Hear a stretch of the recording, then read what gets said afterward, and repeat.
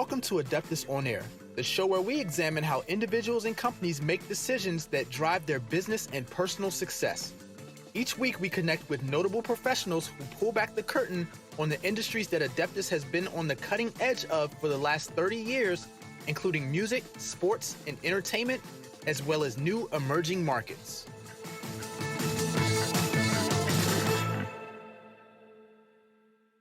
Hello, hello, hello. Welcome to another episode of Adeptus On-Air. I am your host, Mike Hoffman, joined today by someone on the other side of the world. Welcome, Erica Lyons. How are you? Thank you. Good. It's about 9 o'clock at night here now. So you're starting your day and I'm ending mine. Yeah, unfortunately, it's tax season, so I started my day several hours ago. So this is my little break from the monotony of taxes. So it's a nice little talk. So Erica leads a very fascinating life, what she does for a career. I want to get to that, obviously, for the bulk of this. But I haven't talked to Erica probably, and we were trying to do the math before, about 34 years. Erica and I grew up together in Edison and went, I guess, through elementary school, middle school, high school. And I think after high school, and I don't even think that much in high school, I don't think I've talked to you since. So it really has been a long time. So see you on social media and stuff like that. So kind of, keep up with you. But that's how I kind of thought you'd be a great person to talk to. So how have you been? The past 30 plus years. Yeah, I'd say what's new, but that would take a while. Yeah. That would take a while. Yeah. That would take a while. No, great. I've been in Hong Kong for 21 years now. So yes. Yeah, so I'm gonna guess that's something to do with your marriage or your interest or something. Because obviously, I went to school in Pennsylvania and I came back to Jersey. It moved somewhere else, but I didn't go too far. I went probably about 30 miles from Edison, and my wife still works in Edison, so didn't go too far. You went a little farther than me. So talk briefly about you get out of high school. What did you do after that? So yeah, I really, really wanted to get out of New Jersey. Yeah. Mission accomplished, by the way. Yeah, no. So college, and then after that, I went to law school, and met my husband there. So I became a lawyer, which I think most writers become a lawyer first, and then get out of that as fast as they can. But yeah, I was a lawyer. Met my husband in law school, and we moved to New York when we graduated, and with the plan of going overseas, with whichever job sort of sent us over first, either his job or my job. And it was his job that sent us over to Hong Kong, and we moved in 2002. And that was Asia the area that interested you the most to go over there, or was it wherever it takes us, it takes us? Yeah, wherever it takes us. That was, we always thought we'd end up we thought it was going to be London. He was working for a British law firm at the time. The company I was working for had offices sort of all over, but sort of the 11th hour, this came up, and we moved with a 6-week-old and a 1-year-old in 2002. And I put my job on hold in New York. So. And what was the fascination? Like you basically said, when one of us takes us overseas, we're going to go. So clearly it was something you wanted to do. So what was the fascination about either living somewhere else or just getting away from here? Probably getting away from there. I get that one too, by the way. Yeah. Well, I've always had like a travel bug, and when I was young, when I first got my driver's license, my mom used to say, have car, will travel. Yeah. And I kind of like on the spur of the moment would get in my car and drive to Florida, and get in my car and drive to Texas, and just sort of as far as I could go, in a car. Yeah, yeah. And then I, got my passport and just started doing the same thing. So I think it's just a fascination with travel and being overseas. This was meant to be for 2 years, and it just my job, I think, maybe is still on hold. Maybe they know I'm not coming back since 2002 in New York. But do they still check in on you now and say, can we use your desk office for someone else? Or right, yeah, they're still keeping it. Yeah, your mail is stacking up now. It's 21 years worth of mail. You have these new things now. They're called cell phones. We want to give you your issued cell phone now. Exactly. My poor clients. That BlackBerry is sitting on your desk waiting for you. Yeah. So I think I left pre-BlackBerry. 2000. You definitely left pre-BlackBerry. That's right. Yeah. That's so funny. That's so funny. So now you go overseas, and I'm kind of always fascinated by this because obviously a lot of things you have to learn about. Obviously, culturally, communication's obviously a big one. So obviously he's going to a job where English is going to be obviously his language that he's going to be using, but you're also now in everyday life. You're just not there for a job. You're now there for a life. So how do you, especially with 2 young kids, get yourselves assimilated into a whole new, completely different culture, language, lifestyle. So Hong Kong is, and it is different. It is different, and it also isn't. I think it's quite a bit like New York City, and I think the people that had trouble adjusting were people that came from sort of suburbs or rural areas. We were in an apartment. We were in a big city that was, international, cosmopolitan. And Hong Kong was British until just a couple of years before we got here. So it's most people speak English to some extent. If you're educated, you would speak quite a bit. So we took basic Mandarin classes, though Hong Kong's Cantonese speaking, and so we have some, had some basics, but most people do speak English, and signs are in English, and so it's easier to get around. And your kids who are learning to talk at that time, what are they learning to speak? And it's English, because I assume in your house you speak English. Right. So my kids speak English, Hebrew, and Mandarin. So all of them like fluently? Hebrew's fluent. Their Mandarin's really good. I think really, really good. And then they have a bit of I have probably taxi cab Cantonese for the most part. They can get around if they need to, give directions, basics. But their Mandarin's really quite good. So Mandarin and Cantonese are obviously different similar but different. Is that fair to say? Or just completely different? You can read it. You can't speak it. If you can read one. Kind of like me with Hebrew. I can totally read it. I can read it very quickly. I have no idea what I'm reading. No, they can understand signs. They can understand signs. Oh, so no. It's funny. We actually had a client just literally last week, and I go over to one of my staff people's cubes, and they had this document, and it was all in Hebrew.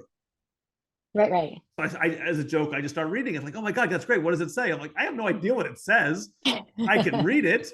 And I said, oh, that last word, that's shalom. So I said, I can tell you what that word means, but the rest of it meant nothing to me.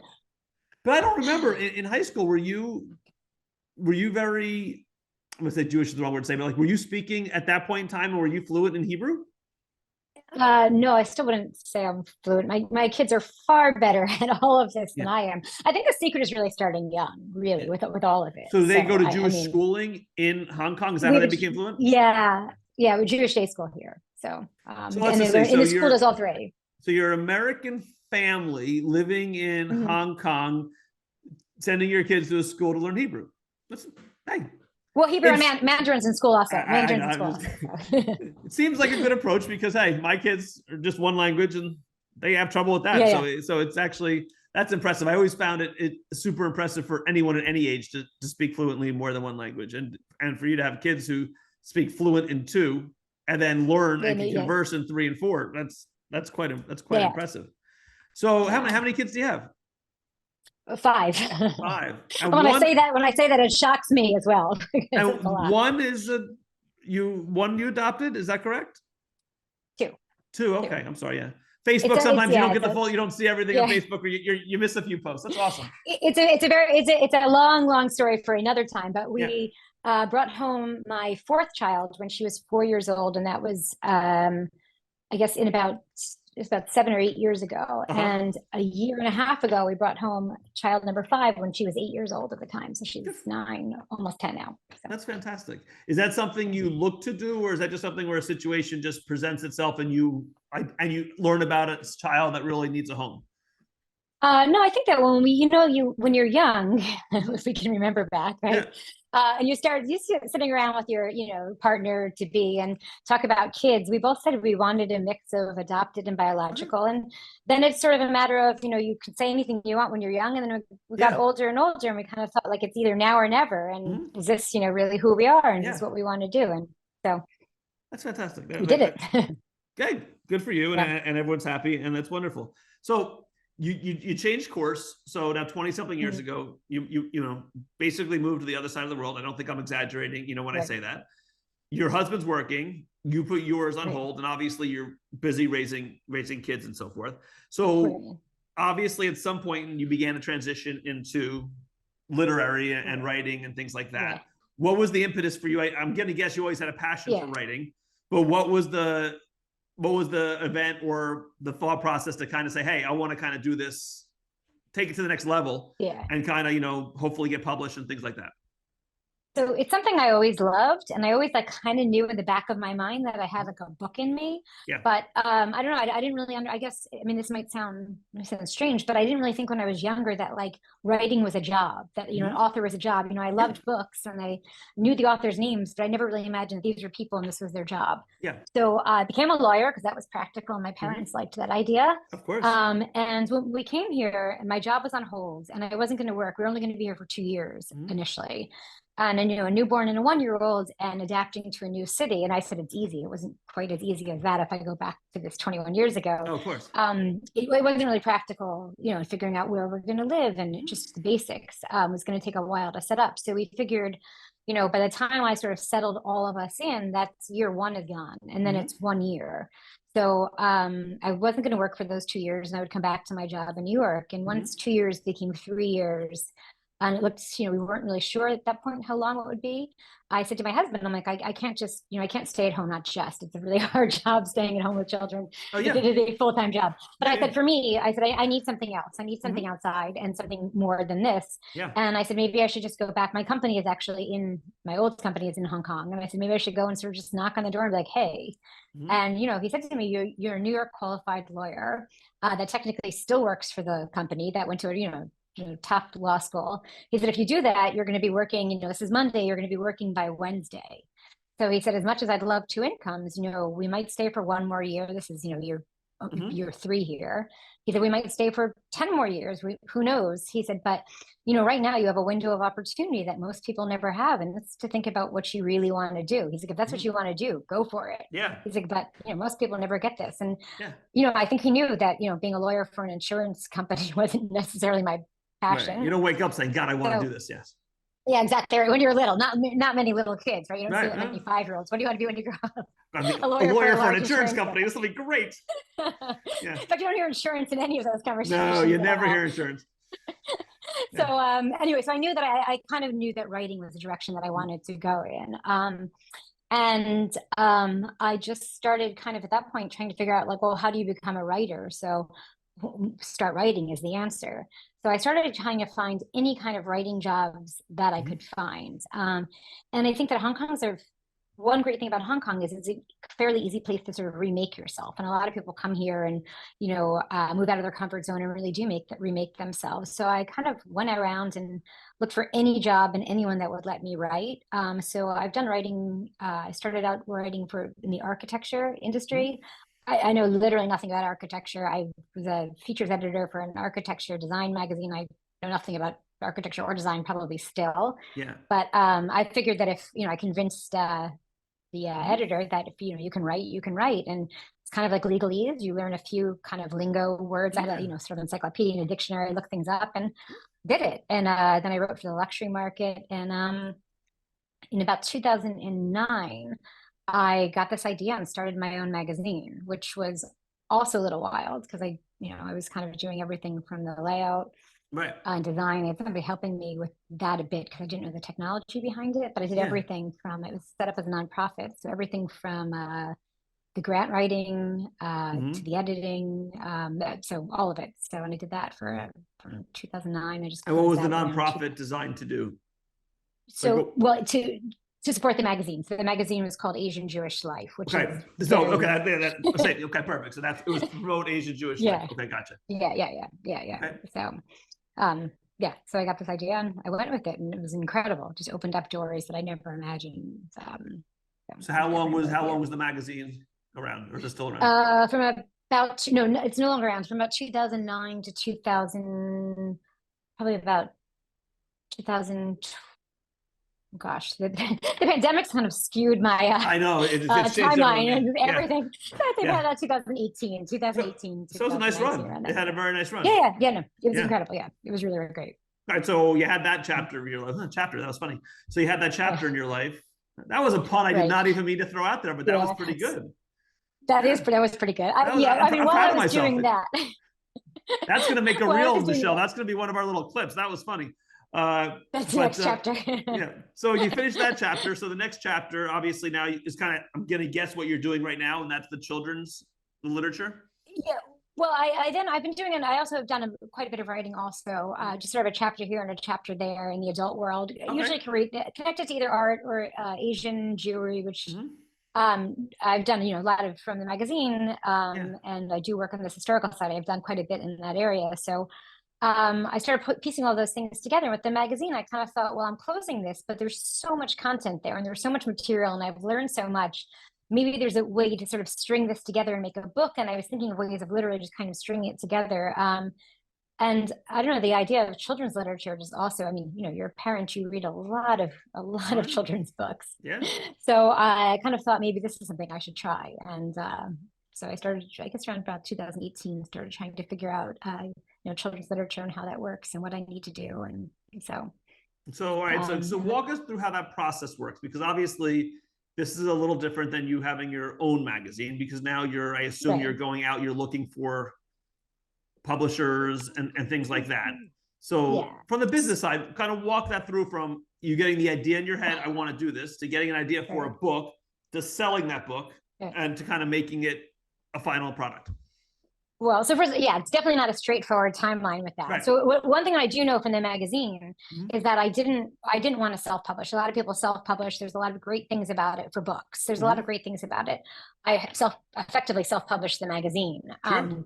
Considering I was all the roles, and it's a lot of work. It's really a lot of work. All of a sudden, you're a marketing expert, and you're a design expert, and a layout expert, and the marketing. And so I didn't want to do that with my books. So with my children's books. So I started really learning as much as I could about the industry. There's a great organization. Some people call it Squeeby, I've heard, but it's a Society of Children's Books, illustrated writers and illustrators. So I joined that. We have a local branch, connected myself with some book people. The first thing people said is, you want to be a writer, you should read in that genre. So I was doing a lot of reading, but sort of adult, academic stuff in the sort of Asian Jewish sphere and Asian sphere in general. So I started reading a lot more contemporary children's books. And especially ones that were kind of the kinds of books that I knew that I wanted to write. So I started doing that, joined this organization, went to a conference of theirs, and that really gave me a really broad overview. Got to see what other people were doing, meet some real people in the industry, and then learn the basics of it and what I needed to do. And I needed to, get, there's a thing like a query letter. So it's a basic letter that you're sending out to either agents if you're trying to get an agent, or straight directly to publishers. So it's just learning the mechanics of that, basics about, how to write a picture book. Everyone says, well, it must be easy. They're short. Well, they are short, but they're, they're not easy once you start sitting down to write one. So it's just learning all the basics behind that. And I started really focusing on, I wanted to write a novel really. And I wanted it to be Asian and Jewish and sort of pack in all this history that I have. And I love and I'm obsessed with, but no one in my house wants to hear about anymore. And so I thought, okay, I'll write a novel. Those dinner time stories, Mom, they're getting old. I get it. Yeah, exactly. Yeah, exactly. So I thought if I could pack on, especially I've done a lot of sort of archival research and to be able to string together these tiny stories that people don't know and aren't in history books.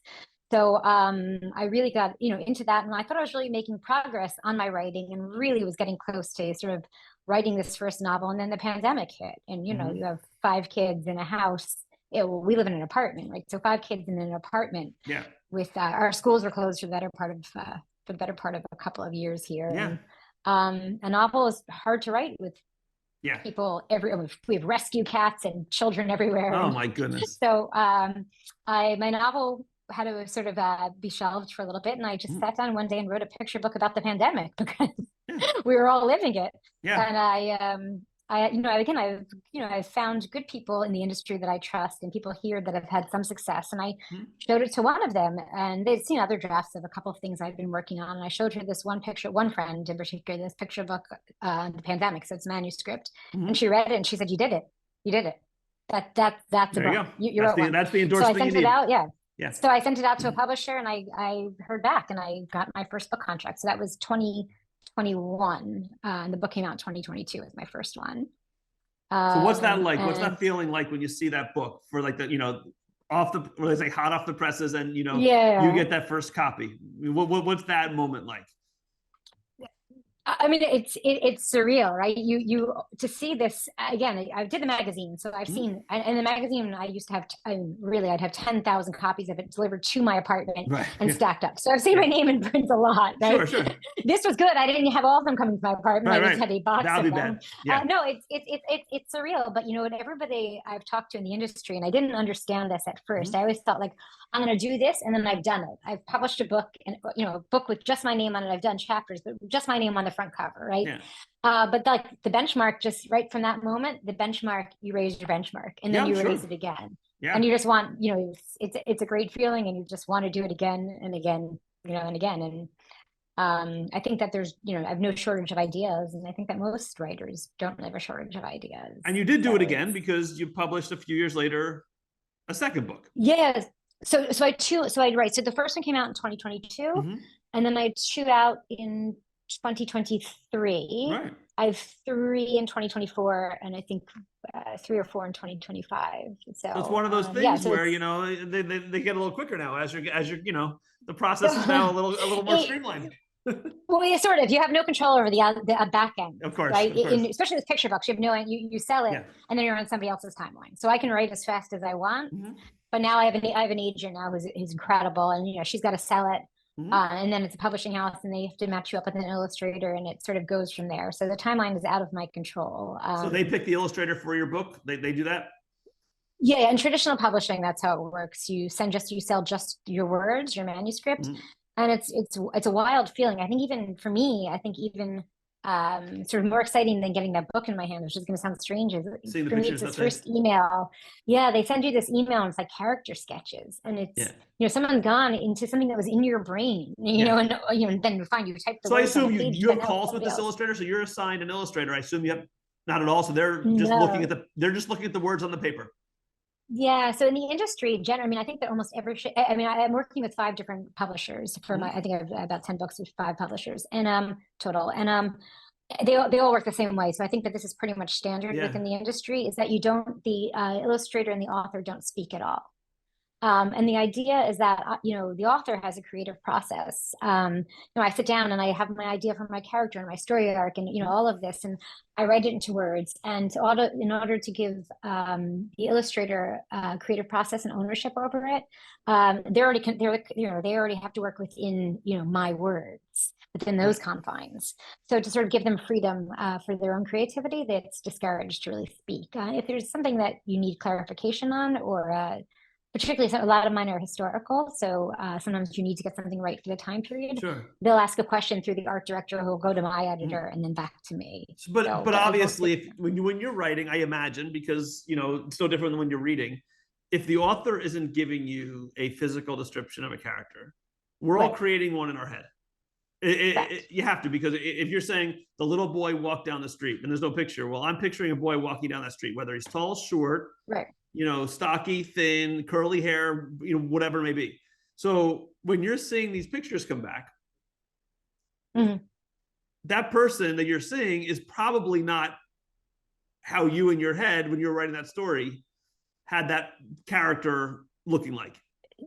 Obviously, the age is probably pretty close, but I imagine in your mind, if you had a blonde-haired kid, you know, and the kid comes back with like, you know, jet black hair, that's a little different. It doesn't change the story at all.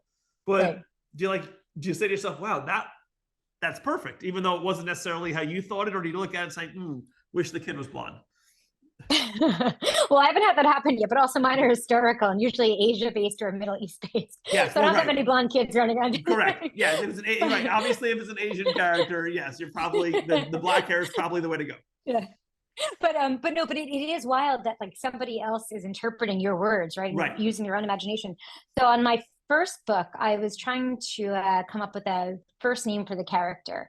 And we were hiking with friends, and their daughter's name is Mira, and I was like, "Oh, this is a good name." I figured it was a name that's accessible, even if you're not, in that case, a Hebrew speaker. So I thought it was a good name that would be accessible, easy to say.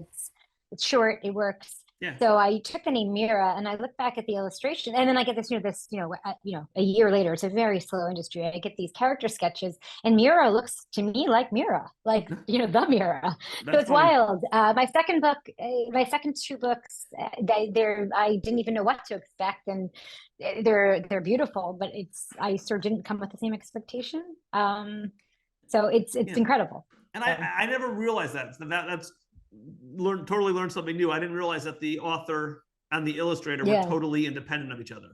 I assumed that either you collaborated with someone and say, will you illustrate my book? Or at a minimum, if you found someone that wasn't someone you knew, you still kind of talked about, what it would be. And obviously it's not as relevant necessarily for an adult novel where there's no pictures, but generally an adult novel, because it's a 300 or 400 page book, at some point a physical description is presented to you. At some point in the story, whether it's, just through, as she's walking down the street, her long blonde hair, moved in the wind, something like that, that's very interesting. So you've been happy with it. Now, you'd have no input whatsoever. So if it came back and it was totally not what you envisioned, it just is what it is at that point. Yeah, but you do have a little bit of say. Usually you'll get they'll give you kind of portfolios of different illustrators, and you'll kind of rank them 1, 2, 3 typically. So you do have some control, and people, you look at their portfolios, you look at their art style, and so you sort of, it's somewhat of a known entity, again, what your particular character is going to look like. No, but I think I've just been, maybe I've been extraordinarily lucky, but everything's been incredible. I've seen the illustrations on the first 6 of my books, and they're all, beautiful and different and incredible. So now, without getting into specific dollars, obviously, when you're a writer and your book is published, and now you have an illustrator component as well, are the contracts where you get a piece of every sale and the author and the illustrator as well gets a piece of every sale? Is that how it works? So every book you sell, in theory, you get X? Yeah, no, I wish that would be good, but so no, yes and no. So how again, traditional publishing works is through my agent will you sort of, get a contract from a publisher, and authors will get an advance, and illustrators will get an advance. I don't know exactly the mechanics of how it works on that side, but we're entirely separate from one another, because usually my manuscript sells, I get an advance. I'm usually paid, how it's worked for all of mine so far is I'm paid about 50% of the advance as soon as I sign. So I sign and I'm paid 50% of my advance. Usually then by the time my final edits on the manuscript, again, occasionally you tweak at the very, very end, then you get paid the other 50%. And then when the book goes on sale, there's a very small percentage that you're getting off of each book, but you first have to, I'm going to say, pay back the advance. You're not actually paying it back, right? I have to earn. It's called earning out. Sure. So until so if you're getting $100 advance and you get $1 a book, the first 100 books you sell, you don't get money for it. It's paying your advance, and then you'll start getting your $1 a book in theory. Exactly. So the big advance seems great, because you're getting it up front. Smaller advance, it's better chance you can kind of quote unquote earn out. But the advance is guaranteed. So if for whatever reason this book doesn't sell one copy. Correct. Yeah. The advance is yours. So if you don't earn it back, that's the risk of the publisher, not you. It's a risk of the publisher. Again, they're probably not going to want to sign with you. It's something maybe you're done. Your writing Yeah. Your career's over, but no worries. But still, you got them on this one. So that's great. So now are the ideas, now that you're, obviously you had 1 book, 2 books. Now I think if you're like 7 or 8 now in the queue or whatever it is. Right. Are your stories completely independent of each other? Do you have any with recurring characters, or is it really different idea, different book? Because obviously you're going to different publishers. So I would mean there's probably not a lot of continuity if you're going from publisher 1 to publisher 2. Yeah, so far mine are all different books. And people that I collaborated with, different characters and different stories. But I've collaborated with a number of people. One, I have co-authors on 2 books. One that's out in September, and that co-author and we have ideas for a second book. So we'll see. I think actually I'm the one that was meant to sort of work on the manuscript first. So I think it's probably my fault that that's not happening. And I have another co-author, and we've also talked about sort of taking the same character. So it's a possibility. It's definitely something that, and if the first one does well, I think the publishers would be happy to do that. Oh yeah, So those are no all doubt. picture books. Yeah. But those are picture books, but I still like that novel. I still have that novel in me. It just Yeah. hasn't sold yet. So, And that you so you know. think of someday, and that's, I'm guessing, is that an adult? The No, novel's no, adult? middle Okay. grade. I've realized now that I did think I would write for adults, but I love writing for kids. I love this Yeah. space. So sort So when of you say push it middle up to grade, the what do middle you grade. define as middle? That's like middle school type age? So it would be up to age mine are about up to age about 12, really up to age 14. Okay. So And yeah, so it's middle yeah. school. Yeah. So, sixth, seventh Right, grade, right, I right. guess here. Yeah. Right. So my agent has one and I'm working on the second one now, but for different reasons, we think the second one would maybe sell And you were first a and we'll huge, see. and I don't remember this obviously, but you were a huge Mm. reader in like elementary school, middle school. Like you went, one of those that you really loved to read. Yeah, yeah, absolutely love to read. It was my escape. Like Yeah. that was my real Yeah, that's why escape. we Never were been no able English classes together, because you were probably in a higher level English class than I I, was. I, Because was- I was with Daniel. oh, so yeah, there you go. See, yeah, yeah, you were with them. Yeah, you were with the guys that like to read. I was with the ones that Yeah, didn't. Yeah, exactly. yeah. No, I was. I did pretty good on the math side, obviously. Yeah, but reading is, yeah, definitely not an area that I just had a passion for. When I get a book in class, you'd probably be excited. Oh, another book, and I'd be like, oh crap. Right, right. Yeah, where's the cliff notes? Do I have to read this? I'd go to my sister's room to Right, see if right. she had the cliff notes from like 4 years ago when she went through high school, and if not, I remember going to the store and buying those books, to just because reading at all costs, if I could avoid that. Yeah, that was a disaster. So who were some of You your still had to read big? the cliff notes. Yeah, there were ways to get around that too. Yeah, but a 20-page cliff note was, in my mind, a hell of a lot better than a 250-page book. That just was my mindset. I just could never. I just could, and I've read some books over the years, but it's not something that I just do. It's not my escape. My escape would be to watch a movie or something like that. So everyone's a little different. So who are your author influences, like in that same age group? So you were a kid in middle school. I'm going to guess it's the same ones that everyone liked, like the Judy Blooms of the world, and going back to when we were kids. Yeah. Well, when we were kids, I loved Judy Blume. I was obsessed with Judy Blume. I actually read some of her Laura, books. I do want to say that. I remember Super Fudge. Oh yeah, I read them. I read all of them. Tales of Before Say Nothing. Those are the two I remember. I read all of the Little House on the Prairie books. I was obsessed with those, and I did watch the shows of those also. And actually, I like those so much that that's two of the only few books I saved. I saved my entire set of Little House on the Prairie books, which my kids have and never read once. I never even realized that was a series on books. I mean, obviously, I knew of the show. Oh yeah. No, it was novels. I think it's actually started as novels and then made into a show. And then Sidney Taylor, like All of a Kind of Family, wrote about sort of Jews in the sort of early 1900s in America. So you had that fascination with the Jewish history and the Jewish literature, even as a right. So child, in university, adult. In university, I studied English literature and Jewish studies. Okay, so where did you go? Where did you go to school? SUNY Albany. Okay. So, yeah, there's some Jewish people at SUNY Albany. Yeah, there's a couple. Yeah, that's pretty funny. So, all right, so good. So, right. So, the novel you're working on, what is that based on? Same kind of thing, Asian Jewish theme, or is that a little different? So my one that my agent has is a Soviet refusnik story, but the one that I'm working on now, that I'm just in the editing stages. So you work with your agent to sort of edit. So you go through a couple of rounds, or ideally not, but I seem to be going through a few rounds. This one is based on the Jewish community, about a 12-year-old girl in the Jewish community of Harbin. So, which Harbin in China, which people know or don't know, but borders the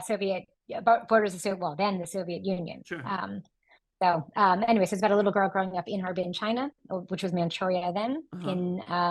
And the story starts in 1945, which is the day of the Soviet quote unquote liberation of Harbin from the Japanese. Which you realize when the Soviets come, they're not really liberators. Sure. So interesting. Things go from bad to worse for her. So you're definitely keeping busy with this. Yeah. So from a bucket list perspective, and I'm just talking professionally. Yeah. So you have the children's things. Your goal is obviously to get this middle school book. I'm calling it middle school book. Anything else on your professional literary bucket list that you'd love to accomplish over the next 10, 15 years? Well, for me right now, it's really just getting into the novels. And again, taking all of these ideas and all of this history that I have and working it into books that are readable and that people want to read. Yes. So without being didactic, Is that so kind of putting. Is that a conflict a little bit? Because an adult, you would think, I'm going to make a very big generalization here. An adult is probably more inclined to want to read something that's dealing with history and has a little more twist of an educational side.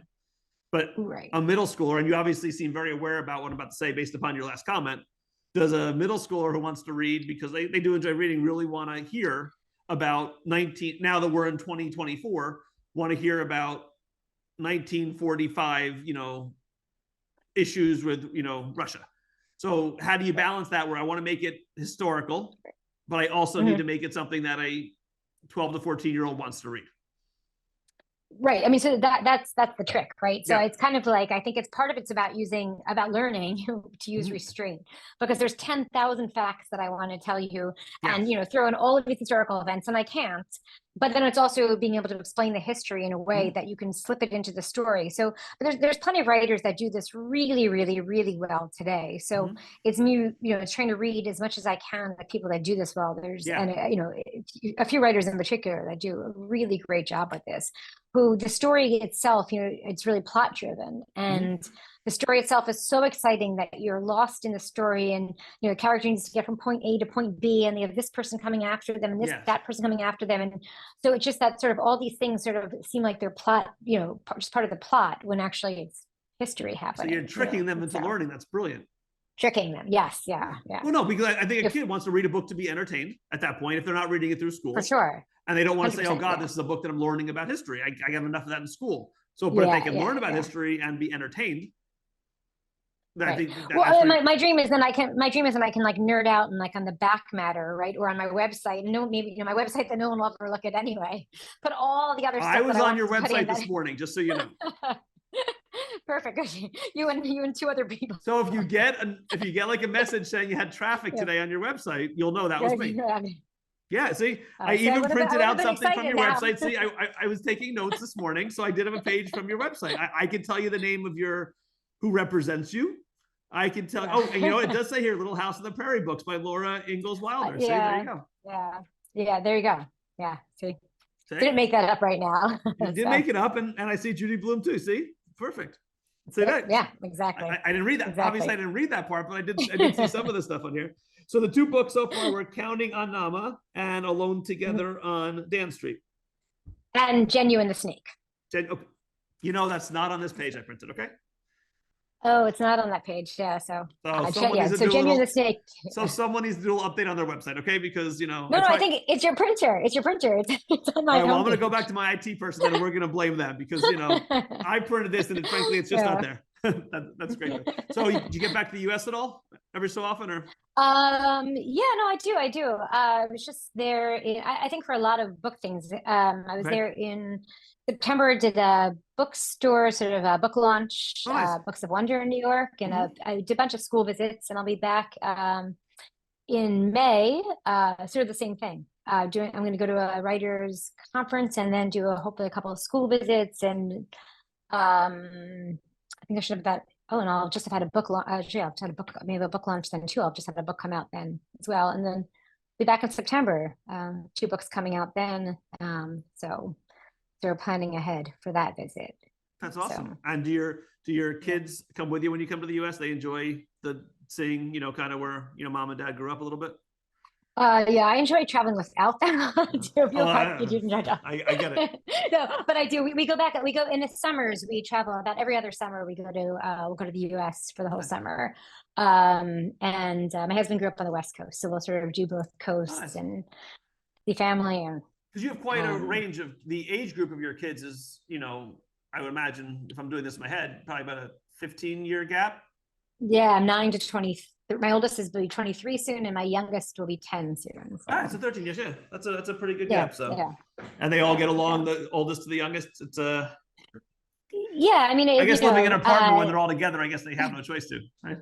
Exactly. It's funny. One of my kids was just filling out a form for a program for next year, and I said, like, have you ever had a roommate before? And he's like, I have 4 siblings, and I live in an apartment. Have I had a roommate? Well, but yeah, it's funny because I remember on Totally Changing Gears, it was one of those shows, like one of those talent shows on TV, like it was like America's Got Talent or something. And there's like 8-year-old girl, they asked her, if you won, what would you do with $1 million? And she goes, this is going to sound stupid, but I got 4 brothers and sisters and I need my own bathroom. And she goes, that's what I would use the money for. I'd make sure we got another bathroom. So, I understand it. I get it. Yeah. So that's pretty funny. But listen, where can people find your books? You can find my books on my website. So it's Erica, the underlying Lyons, .com.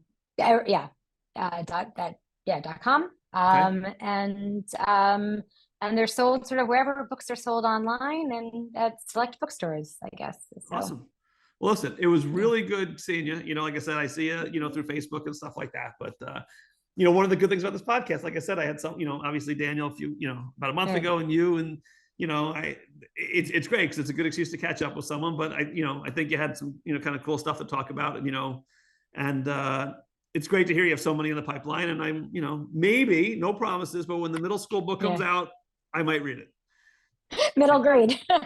That's probably more my reading level. I'm not going to insult myself enough to say, the children's books are my level. I could probably handle. My picture books are short. Start with the picture book. I probably should start with a children's book then. Yeah. But I can't now because I'm going to know the pictures aren't yours. So I can't. I'm going to be like, send you one. Is this how there you go. Is this how Erica really wanted this character to look? That's just going to bother me now the entire time. But listen, thank you so much for joining us. I really appreciate it. It was great seeing you.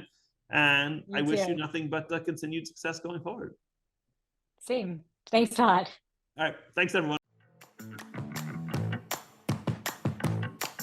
Thanks for listening to Adeptus On-Air. If you like this episode, please subscribe and leave a review. The views and opinions by the podcast speakers and guests are solely their own and do not reflect the opinions of Adeptus. This podcast provides general information only and is not intended to constitute advice.